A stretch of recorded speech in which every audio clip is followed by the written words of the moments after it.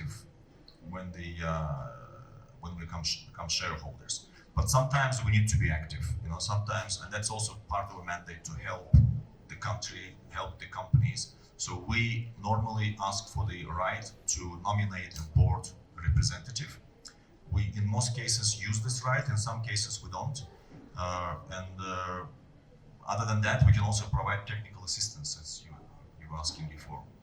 So at a profit, obviously, yeah. We don't want to invest with a view of getting our money back, or just because equity, as you know, is very expensive. In terms of providing loans, do you do local currency? We haven't done local currency yet, but I'm very confident that this year we will have it first, and then probably not the last. Is it too late for us to apply? Of course not. Okay. How do we apply? Well, you just come to our office and then you reach us, you talk to us, and then there is no specific application standard form. You just tell us what you want to do, but you need to know whether this is I will tell you about the strategy we have. I already mentioned about the size, the minimum size, which is preventing maybe some of the projects, but not all, probably 4 or 5 million and above. And then just talk to us, and then we'll guide you in the process. Very good. Anybody wants to ask a question? Right there.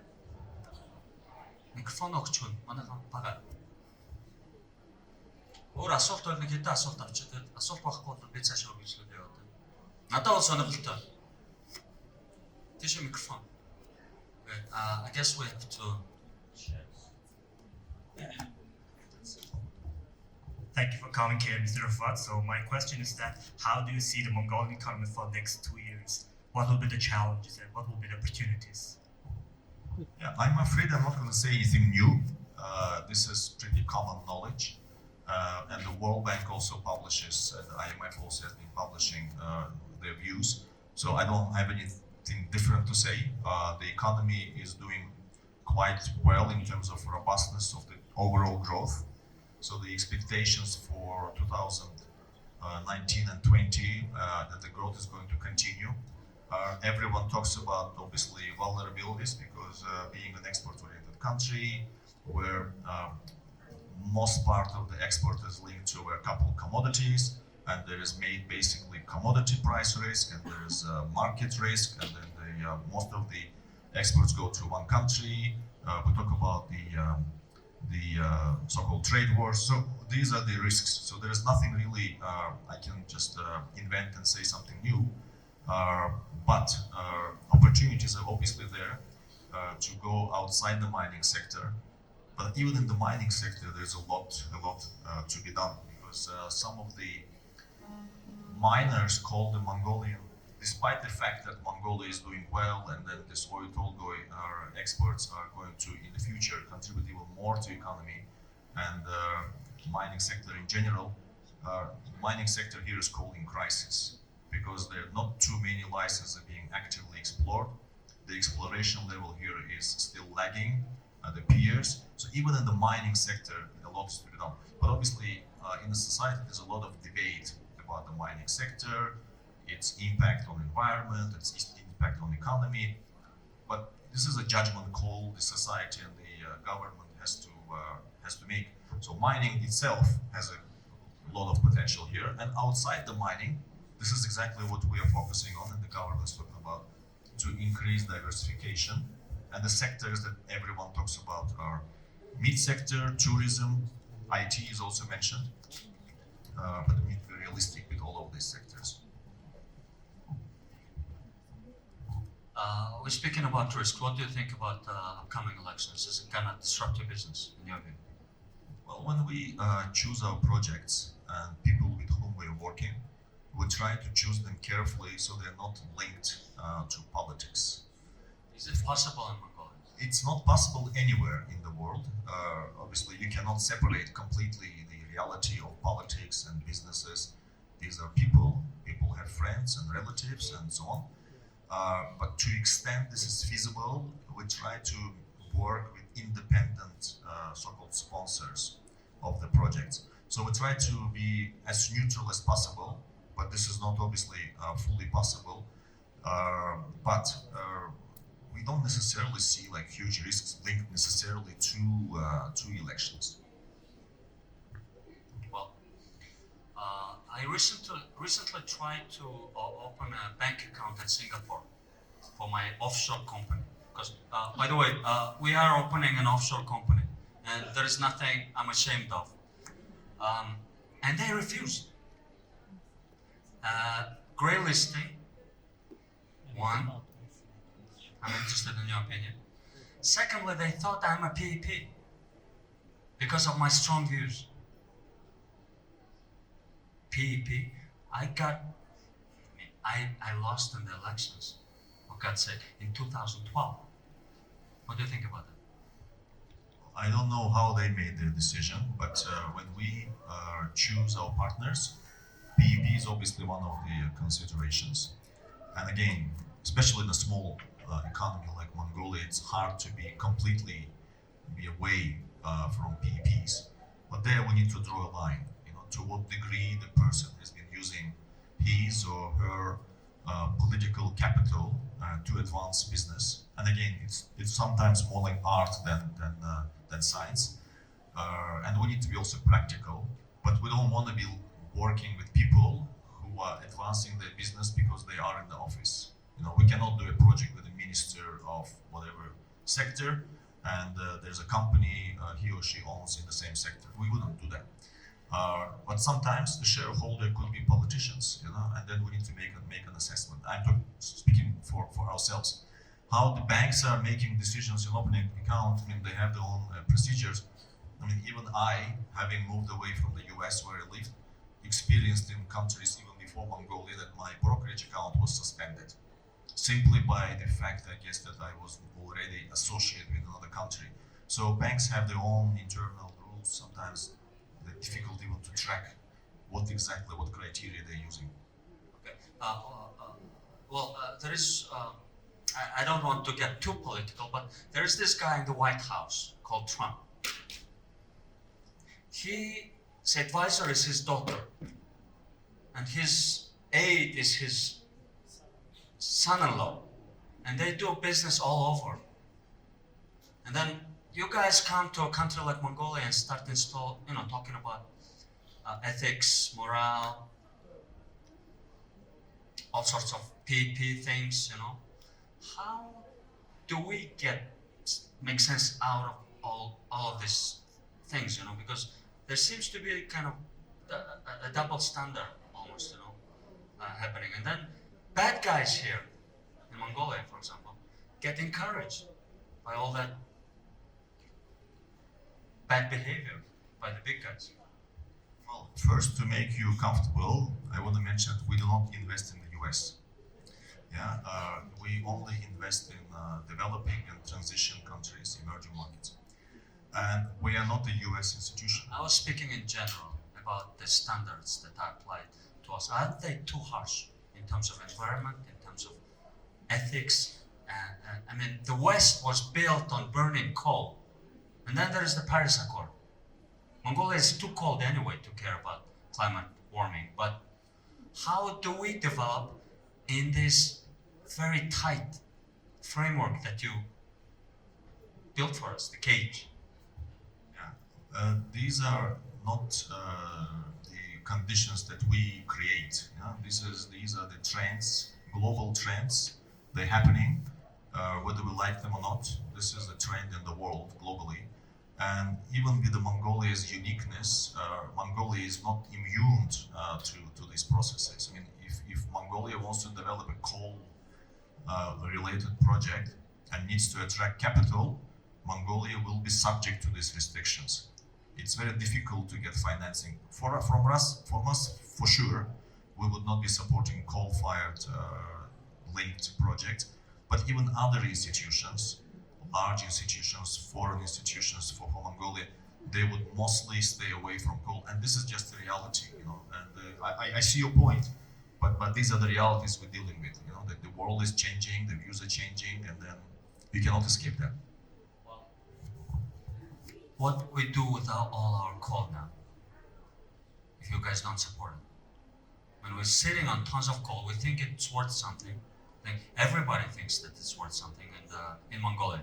But then I was at OT last week and learned that our power plant was stopped by the simple fact that we signed the Paris Accord, and then we realized that it's actually shooting ourselves in the foot, so we withdrew from the Paris Accord just because of that fact. But by that time, investors were gone. Well, even for OT, coal is not the only solution. I think there are other solutions, including renewable energy, also considered. What will prevail, we will see.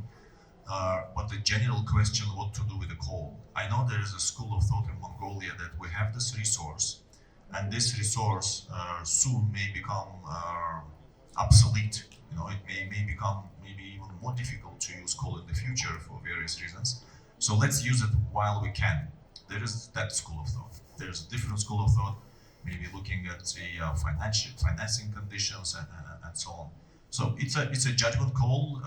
Mongolia is a sovereign nation. Mongolia has to decide for themselves what to do with its resources, but the realities are there. Cost-benefit analysis should be also carried. We see that even with coal, I mean, nothing changed in terms of what the source of power in the city of Ubi is, but we see, I personally have seen the dramatic change in the air pollution levels because of the quality of coal which is used. I guess the next level would be, and this is already happening, quality of how this is burning and the stoves and the technologies, insulation, all of these things will actually make dependence on coal less. And we, IFC, actually engaged in that. We just signed a month ago two MOUs with the Asian Development Bank and then with the NOSC, the city of Ubi, to help with adopting green standards, green building standards, starting from the Gare district redevelopment projects, but even broader. We would like to do as much as possible to promote green building standards. And there's a lot to be saved when you, I'm not saying anything new, when you apply proper insulation standards, use proper building materials and apply latest technologies there. So reliance on coal would be less. There's a lady in red. I have a question. You should introduce yourself. Hi, Neming. We run one of the largest agriculture company in the country. So I think apart from Ghana, I'm the only one who wants a loan here. So specifically towards agriculture, specifically towards investment, I have a specific question. Our legislation does not allow scaling business in agriculture. I don't know whether you know that or not, but more towards the manufacturing meat, more towards the factories, it does need free ranging, obviously, or partially farming. Unfortunately, our legislation doesn't allow anybody or any one entity to have more than 3,000 hectares to operate larger scale.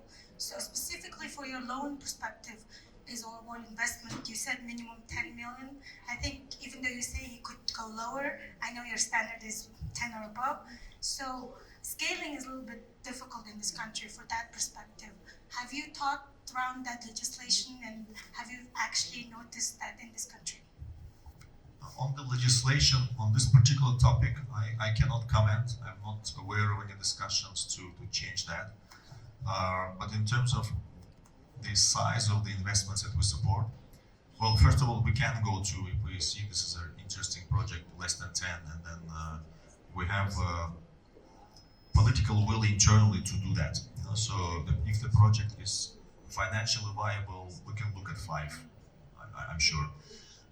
But if these are smaller or we cannot, we can use other instruments, like we provide loans or facilities to banks. In fact, what we have in mind for further financing to provide risk-sharing facilities for banks. So it's not that we have to do it necessarily directly, but I would love to do a direct project with the agricultural company. Agriculture is my second name now, having spent 6 years in Ukraine. Before Ukraine, I was probably more metals heavy, not heavy metal, but metals heavy. Having done, and yeah, it's a good example. Having done a lot of metals related deals. Yeah. But once I moved to Ukraine, the focus has been agriculture. So I would love to do, and Mongolia is known for that, more in the meat sector, as you said, but we would love to maybe re-engage, try again. But on this legislation, yeah, I'll note that and see whether the bank, the World Bank, we call them bank, whether the World Bank colleagues are engaged in that. So there's a question, but before he asks, can you say a couple of words on the grey listing and it's going to affect in any way the direction you've taken, the businesses you would consider for investing, etc.? No, we're not stopping our operations because of grey listing. If anything, we will try to help more the companies that are compliant by the internal standards, by the philosophy, and the banks are not exceptions here. Because before even this decision was made, we looked at all the 3 banks with whom we work, and we found that mostly, I mean not fully, mostly, the internal systems were much more advanced compared to many other parts of the economy. So we would like to support these institutions going forward. But at the same time, we need to be mindful of potential risks. And there are more questions than answers. How that would affect the economy. I mean, will that lead to all the way to the worst case scenario of all the accounts and being suspended? And because today we know that the US, for example, banking, correspondent banking relationships have been severed already even before this decision was adopted. So Mongolian entities had to go, the banks had to go through other intermediaries, Canadian banks, European banks, but some of them, I understand, may be severed even like in the next immediate weeks or months.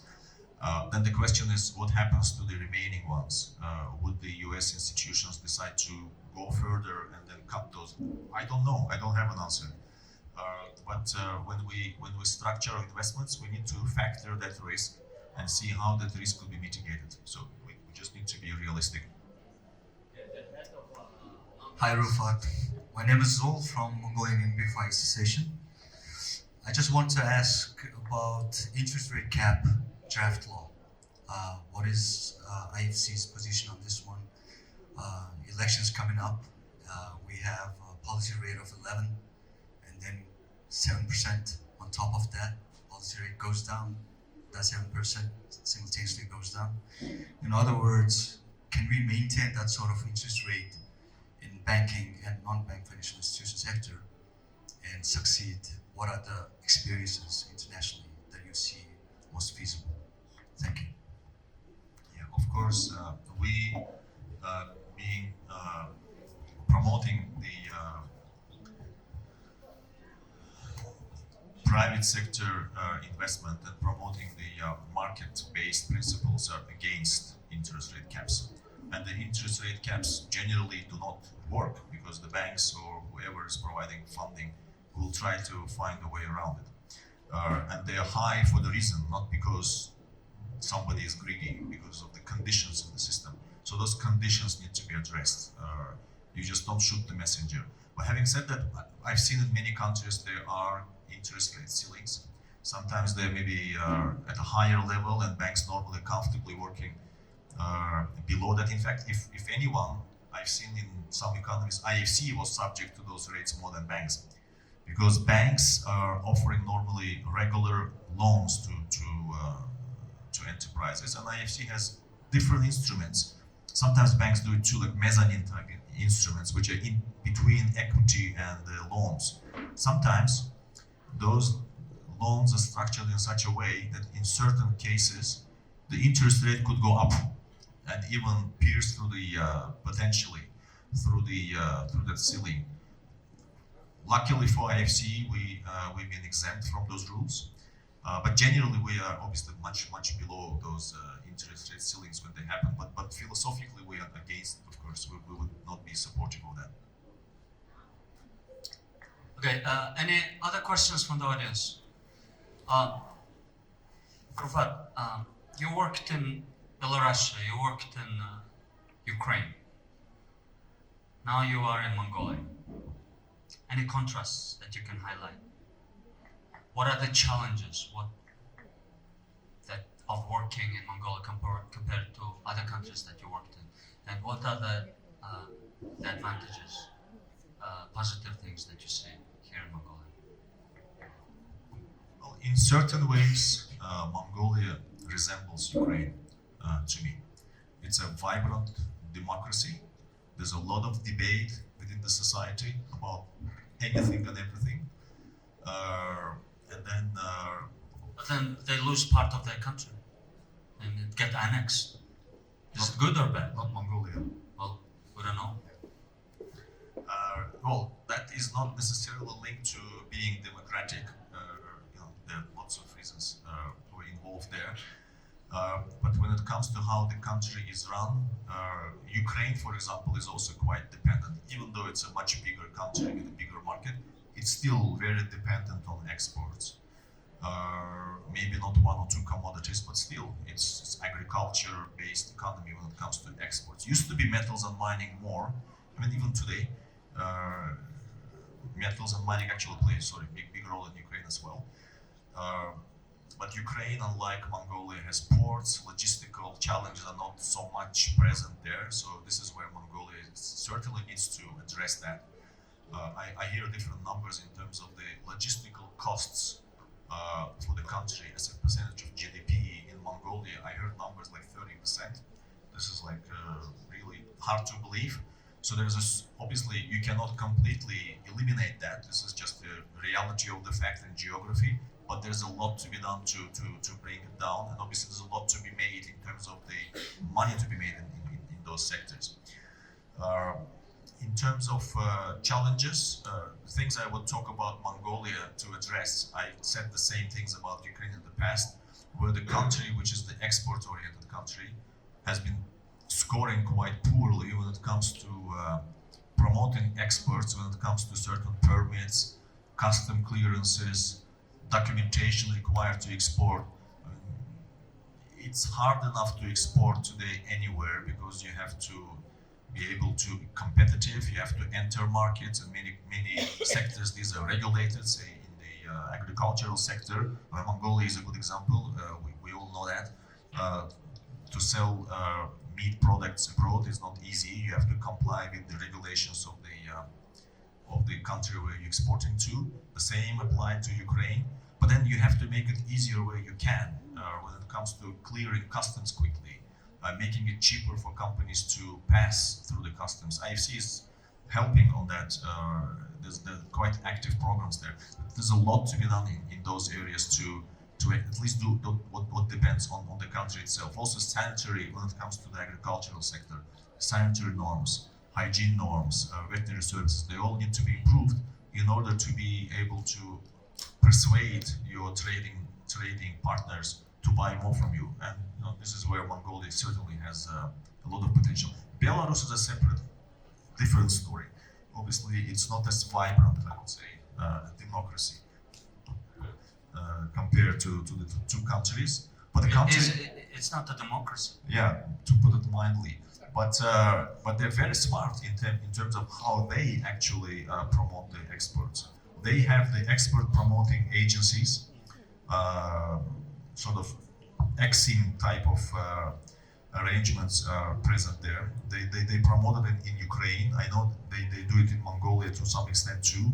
So even though they have a lot of state-owned companies which are normally known to be inefficient and outdated, they're actually not that bad when it comes to exporting to many countries, mostly in emerging markets, but they're doing quite well. So there's a lot to be learned even from them. And when it comes to the capacity of the government to implement in Belarus, it's just remarkable. Whatever decisions they make, they carry through, and they're very diligent and very disciplined about that. So there are certain otherwise advantages. they're punished. So, is there any questions from the audience? The final question, we have 5 minutes, but let me then close it with saying that Mongolian GDP now stands higher than GDP per capita in Ukraine. Украинд өштэй 2017 оны сүүлээр $2,600 орлоготой байсан нэг хүн. Манайх 3,800 байсан. Өнөөдөр Украины нэг хүн ногдох орлого нь $3,100. Өнөөдөр манайх $4,200 шүү. Сүүлийн 10 жил муу улс төрөөс болоод гадаад нөхцөл нөлөөлсөн. Гэхдээ ихэнхдээ буруу шийдвэрүүдээс болоод манай дотоодын нийт бүтээгдэхүүн $4,000 дээр яваад байгаа.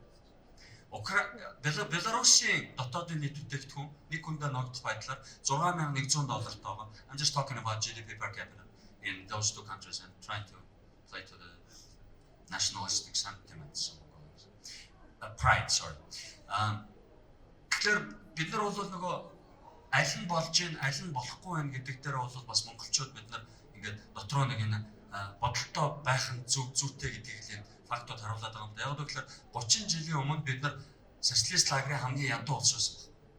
Өнөөдөр бид нар ардаа Узбекистаныг, Молдавыг, Румынийг, Болгарыг, Украиныг хийцэн. Тэгээд ахиулаад авах боломж байгаа. Улс төрийн сонгуул болж байна. Бид нар нөгөө ямар нөлөө, ямар улс орон, ямар эдийн засагт амьдрах вэ гэдгээ өөрсдөө ингээд нөө шийдэх боломжууд бол 4 жил нөгөө тодорхойгоод байдаг. Тэгээд яг гоо энэ эдийн засагчны хувьд, бизнес хийж байгаа хүний хувьд, Монгол одоо улс иргэний хувьд бол энэ надад нэг сонирхолтой байдаг байхгүй юу? Өсөлт хаана байсан, аль хүрч байна, яаж явж байна. Хөтлөгийн хүний нүдээр харахад бол нэг байдал бол иймэрхүү байлаа. I wish IFC all the best. I wish you all the best during your tenure here. I hope it lasts longer than your predecessor's tenure, because he was here for quite long. And these were the times when our GDP was stuck at like below 44,000 level. I wish that when you leave, we can boast that we left behind Ukraine and Russia in terms of GDP per capita, and that is let's hit $10,000 mark together. And to do that, I wish you to be very bold, very brave. We live once. You get appointed to Mongolia as IFC rep once, believe me. Let's build a new city, smart city, support it. Green city, eco city, let's call it whatever. New Martian city in Mongolia, or Tesla city. And please support us in the pension reforms, because we want to become an investor nation. Please use your leverage to help us to urge this government and the next government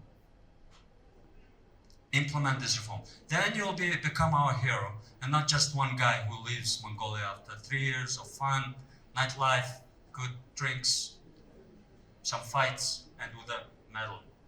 That's not what we want from you. Thank you. Thank you. This was Rufat. Спасибо, друг. Желаю всего хорошего. И thank you all for being good listeners, and please line up to get application forms now.